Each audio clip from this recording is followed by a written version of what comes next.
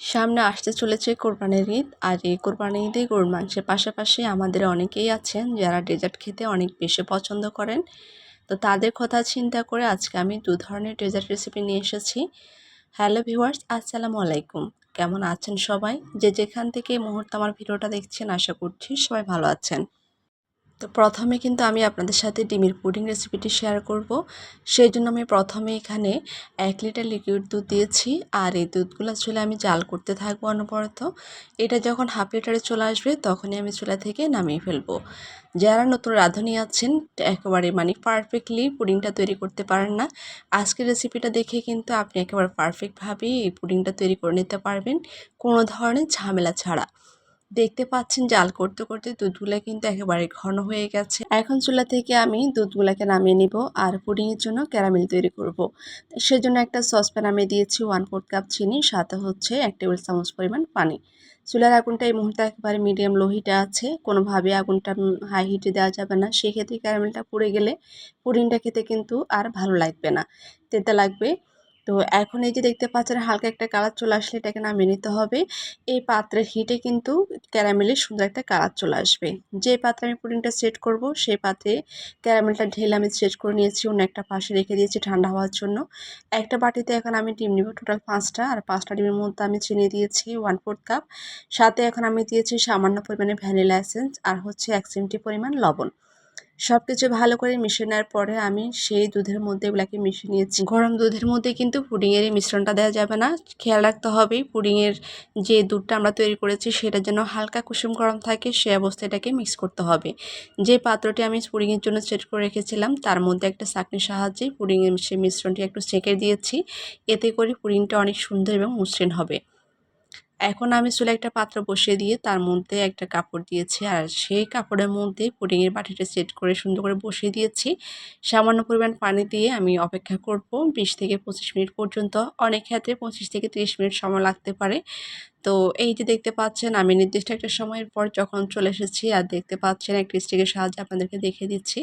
মাশাআল্লাহ, এটা অনেকটা সুন্দর হয়েছে। এখন চুলা থেকে নামিয়ে নেওয়ার পরে এটাকে আমি ঠান্ডা করে তারপর ফ্রিজে রেখে দিয়েছিলাম প্রায় 2 ঘন্টার জন্য। এরপর এখন আমি মোল্ড আউট করছি। আর ফ্রিজে যখন আপনারা রেখে দিবেন তখন দেখবেন সেটা মোল্ড আউট করতে অনেক বেশি সুবিধা হয়।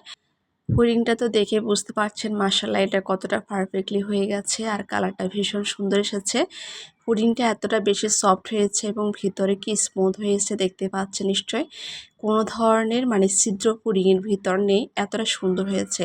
ওই যে আমরা সেঁকে দিয়েছিলাম সেজন্য ভিতরটা এতটা বেশি সুন্দর। আশা করছি আমার আজকের রেসিপি আপনাদের কাছে অনেক বেশি ভালো লাগবে এবং আপনারা যারা নতুন আছেন তারা খুব সহজভাবেই এই পুডিং আইটেমটা তৈরি করে নিতে পারবেন। ঈদে এত এত মাংস খাওয়ার পরে যখন ঠান্ডা কিছু খেতে ইচ্ছে করবে তখন এই পুডিংই হবে একমাত্র ভরসা। পুডিং রেসিপি শেষ করে এখন আমি আপনাদেরকে আরও একটি ডেজার্ট দেখাবো আর সেটা হচ্ছে মিল্ক পুডিং রেসিপি।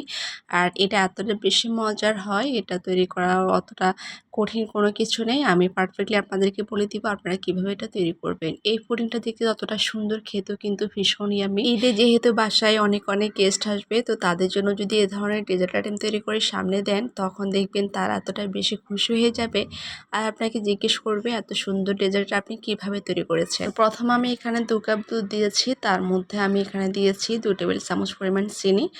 আর চিনি দেওয়ার পরে এখন এখানে আমি আবারও গুঁড়া দুধ দিয়ে দিব।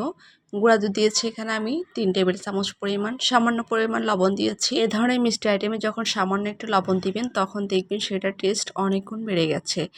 এখন এখানে আমি কিছুটা পরিমাণ ঠান্ডা দুধ নিয়েছি, তার মধ্যে 1 চা চামচ আগার আগার পাউডার নিয়েছি। আর এই আগার আগার পাউডার আপনার যে কোনো সুপার শপ কিংবা মুদি দোকানে পেয়ে যাবেন। চেষ্টা করবেন একটু ভালো থেকে দেখে নেওয়ার জন্য। এখন আমি এগুলাকে চুলায় দুধের মধ্যে দিয়ে অনবরত নাড়তে থাকবো, তা না হলে কিন্তু এটা দলা পেকে যাবে। তো কিছুক্ষণ নেড়ে ছেড়ে যখন দেখবে একবারে দুধগুলা বলক উঠে এসেছে এই অবস্থায় আমি চুলা থেকে দুধগুলাকে নামিয়ে নিব। আগার আগার পাউডারটা মিক্স করার পরে মিনিট খানিক জাল করলে কিন্তু হয়ে যাবে, খুব বেশি জাল করার কোনো প্রয়োজন নেই। এখন আপনি যে বাটিতে এই পুডিংটা সেট করবেন সেখানে প্রথমে এই দুধের মিশ্রণটাকে ঢেলে দিতে হবে। ঢেলে দেওয়ার পরে আমরা অপেক্ষা করব এটা সুন্দর করে সেট হয়ে যাওয়ার জন্য, অর্থাৎ জমে যাওয়ার জন্য। এটা যখন জমে যাবে তখন আমাদের নেক্সট ধাপ আমরা আবার শুরু করব। নেক্সট ধাপে দিব 1 কাপ পানি, 2 টেবিল চামচ চিনি, হাফ চা চামচ আগার আগার পাউডার। আমরা যেহেতু আগে 2 কাপ দুধে 1 চা চামচ আগার আগার পাউডার দিয়েছি, তো সেক্ষেত্রে 1 কাপ পানিতে হাফ চা চামচ আগার আগার পাউডার দিলে কিন্তু একেবারেই ঠিকঠাক হয়ে যাবে।